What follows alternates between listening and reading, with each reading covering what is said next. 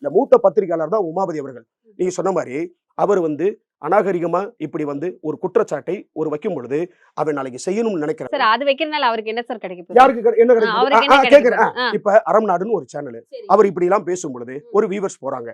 இன்னைக்கு யூடியூப் சேனல்ல போன் வச்சிருக்கவங்க யூடியூப் சேனல் பாலாவை பத்தி பேசிதான் அந்த சேனலுக்கு வியூஸ் போடணும்னு அவசியம் இல்ல அப்படி சொல்லல. வியூஸ் போகணும்னு அவசியம் இல்ல. எல்லாரும் அவர்னால வியூஸ் வரணும் தான் இல்ல பேசுறாங்களா? நல்லவனும் கெட்டவனுங்க. பாலாவுக்கு சர்வதேச கைக்கூலி, பாலா சர்வதேச கைக்கூலியாவே இருக்குங்க. இல்ல சொல்றேங்க, பாலா சர்வதேச கைக்கூலியாவே இருக்கட்டும். இப்ப பாலாவை பத்தி பேசி அவருக்கு என்ன கிடைக்கும்? என்ன கிடைக்க போகுது? நான் கேக்குறேன், என்ன கிடைக்க போகுதுன்னா அது ஒரு ஏதோ ஒரு விஷயம் அவங்க கையில கிடைச்சிருக்கு, அதனால அவங்க சொல்றாங்க.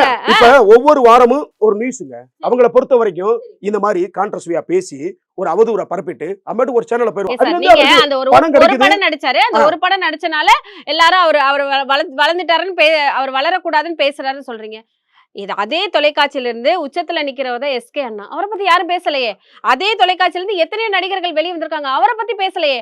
இதே போல அதே தொலைக்காட்சியில இருக்கிறவங்க நிறைய ஹெல்ப் பண்றாங்க, அவங்கள பத்தி பேசலையே.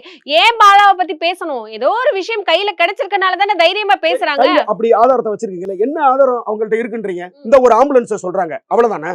வேற என்ன பிரச்சனை? ஆம்புலன்ஸ்ங்கிறது ரொம்ப முக்கியமானது இல்ல. சரிங்க, ஆம்புலன்ஸ்ங்க நீங்க அது ஆரம்பத்திலேயே நான் சொன்னேன், ஒரு 20 லட்சம் ரூபாய் மதிப்புள்ள ஒரு ஆம்புலன்ஸ். சார் ஒருவே சாக கிடக்குறாரு, அவர் ஆம்புலன்ஸ்ல கொண்டு போறாங்க, அந்த ஆம்புலன்ஸ் பாதியில நின்றுச்சு. சரி, யார குறை சொல்ல முடியும்? சரி, அந்த ஆம்புலன்ஸ் அந்த டிரைவர் வாங்கி கொடுத்தவருக்கு பின்னாடி ஃபியூச்சர்ல வரும். அப்ப கண்டிப்பா இது சம்பந்தமா ஆம்புலன்ஸ் வாங்கி கொடுக்கும்போது இது வண்டி நல்லா இருக்கா, இல்ல எஃப்சி இருக்கா, ஆர்சி இருக்கா, வண்டி கண்டிஷனா தான் இருக்கான்னு சொல்லி அதை பார்க்க வேண்டிய பொறுப்பு யாருக்கு இருக்கு?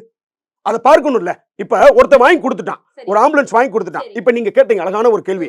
பாலா வாங்கி கொடுத்த அந்த 2ஆம் கட்ட ஆம்புலன்ஸ் ஏதோ ஒரு உயிரை ஏத்திட்டு போற வழியில அதுவே ஒரு விபத்துக்குள்ளாகி ஒரு பிரேக் டவுன் ஆகி அந்த உயிர் போயிருச்சுன்னா இதுக்கு யாரு பொறுப்பு? சூப்பரான கேள்வி. இதுக்கு யாரு பொறுப்பு? இந்த அரசு பொறுப்பா?